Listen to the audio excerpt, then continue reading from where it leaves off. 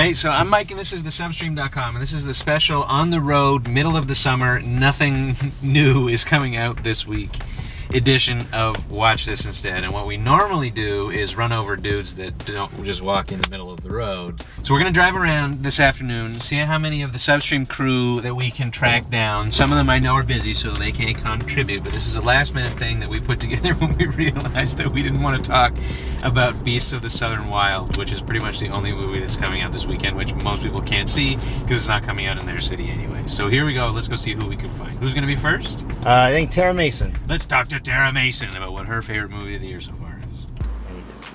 My favorite movie of 2012 so far is a film I saw last weekend, and it's Sarah Polley's new film called Take This Waltz, starring Seth Rogen and Michelle Williams. The film is absolutely amazing in every way. It's a story about a happily married woman that falls for an artist that lives across the street. It takes place all over Toronto, and coming from a Torontonian, it really shows off the beauty that the city holds. Michelle Williams' performance in particular was incredibly astounding, and I wouldn't be surprised if you see this film get lots of Oscar noms. So make sure to check that out and watch that instead.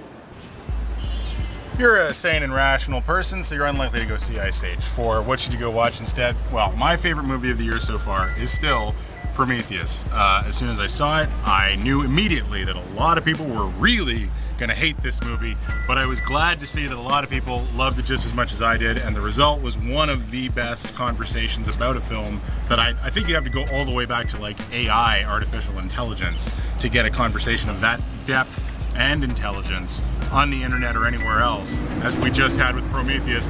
So definitely go and see that. My favorite lead character of the year, definitely Elizabeth Shaw, is played by Noomi Rapace, and hey, come on, it's the Alien prequel. You got it. There's been a handful of movies so far this year. It's actually not been a terrible year for movies, and at the top of the year we had a bunch of surprise sort of good movies that came out that in a period when usually you get a lot of crap. Among them was a film about a bunch of guys who go camping, and they have to deal with like all the stuff that nature has to offer, including man-eating wolves. Yes, I'm talking about The Grey. This is Liam Neeson's continuation of his the badass portion of his career. Only this time around, what was great about The Grey is that in this movie, he's actually still a normal dude. Like he's very dark and mysterious, and he's the only one who knows how to kill these wolves. But when they sit around a campfire eating wolf meat, he cracks jokes just like the other guys. Like, it's a really nice kind of character moment for him, and makes the film that much better. So go see The Grey. Do you care that The Grey is not about a bunch of guys going camping? All right. So for my segment, I'm going to talk about what I think is the most underrated movie, not my favorite movie necessarily. And this is a movie that not a lot of people saw, although it's going to make a ton of money in, Asia and Europe, of course, as these movies always do, but nobody in North America saw it because they thought it was really stupid, which it is. It just turns out that that was on purpose. I'm talking about a movie, Battleship. Peter Berg is a really talented director who somehow got a shitload of money to make one of the dumbest action movies of all time.